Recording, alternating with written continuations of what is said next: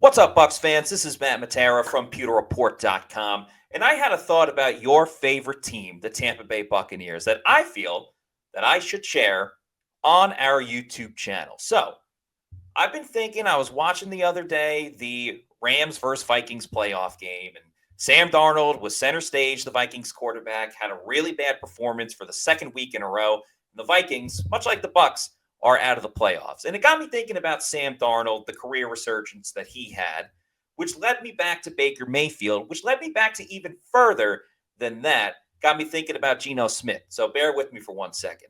Over the last 3 years, there really have been 3 quarterback resurgences or revivals, if you will. And I actually tweeted this out while watching that Rams-Vikings game.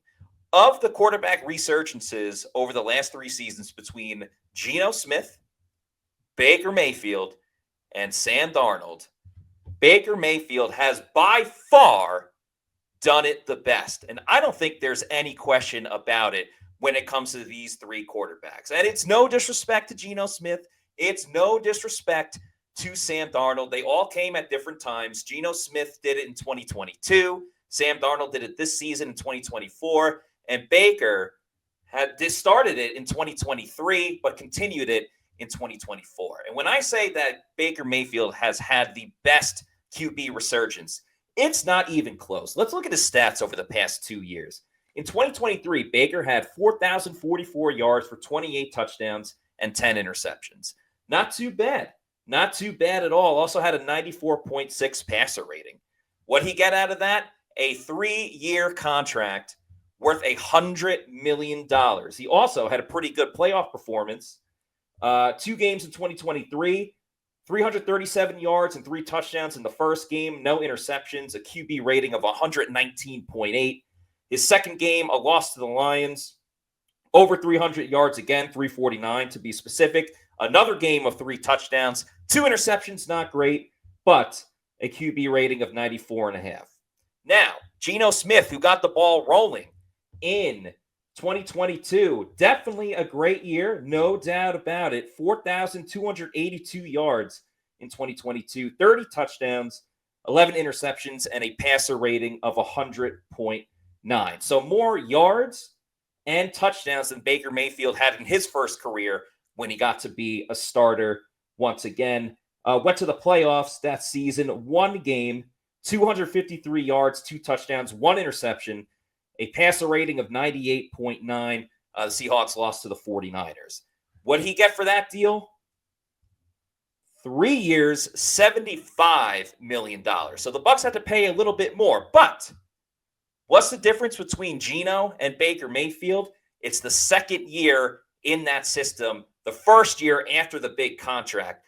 That's where Baker Mayfield really took his game to the next level. 4,500 passing yards, 41 touchdowns, another division title. Yes, they got bounced in the first round, but in that playoff game, he had a completion percentage of 83%, 185 passing yards. He was 15 of 18 in the game, 2 touchdowns, and a passer rating of a ridiculous amount, 146.5. Absolutely bonkers from Baker Mayfield, despite the loss. Geno Smith, on the other hand, did not make the postseason. Unfortunately, didn't make it over the next 2 years. And his numbers went down after the contract. In 2023, had 3,624 yards, 20 touchdowns, 9 interceptions, a passer rating of 92.1.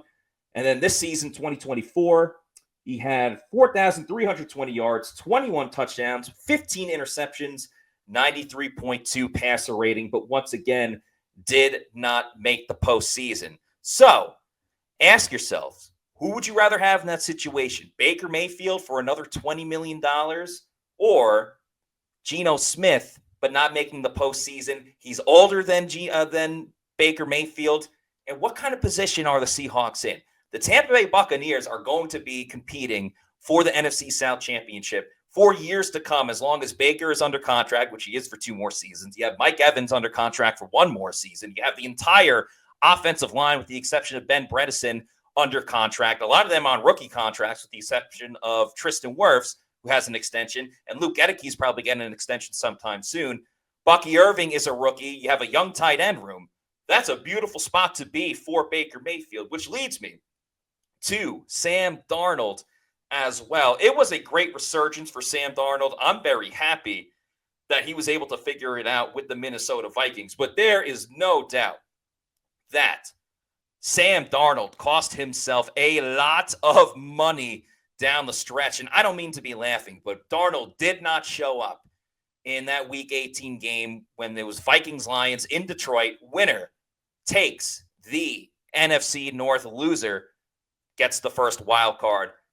Darnold was missing receivers left and right. He was throwing it too high, a lot of turnovers, a lot of mistakes, just bad football. But you got to think, okay, maybe it was an anomaly. Maybe just one bad game, shake it off, show up against the Rams in that playoff game. And don't get me wrong, Darnold had a really good year. 4,319 yards, 35 touchdowns, 12 interceptions, but a passer rating of 102.5. But the playoffs just wasn't there. Completion percentage of 62%, 245 yards, touchdown, and 1 interception, passer rating of 77.6. Now Sam Darnold's in a tough spot. The Vikings aren't going to commit to him long term. He may get a franchise tag, but what's that, 38, 39, 40 million? That's a lot of money for a quarterback for 1 year when the Vikings have J.J. McCarthy ready to go for next season. So congratulations to all of these guys, Baker, Geno, and Sam Darnold. They all had great years in their first years returning to being a starter. Remember, they were the guys all in different places. Sam and Geno with the Jets, Baker with Cleveland. Many thought all of their careers were going to be done in terms of being a starter. So credit to them for all turning it around. But in the case of who has had the best career resurgence, there's no doubt about it. The answer is Baker Mayfield. He has the most playoff wins out of all of these three quarterbacks, most division titles, showed up in the playoffs, has played the most playoff games, an insane passer rating in that playoff game as well, and balled out this season with 4,500 passing yards and 41 touchdowns. I understand Bucs fans might be upset right now because the Bucs are done in the postseason, but they will be a contender for years to come and may even reach another Super Bowl. I'm Matt Matera from PewterReport.com. Thanks for watching. Make sure you follow us on all of our social media at Pewter Report. Pewter Report TV is our YouTube channel. Please subscribe. Follow me at Matty4_Matera, and we will see you soon.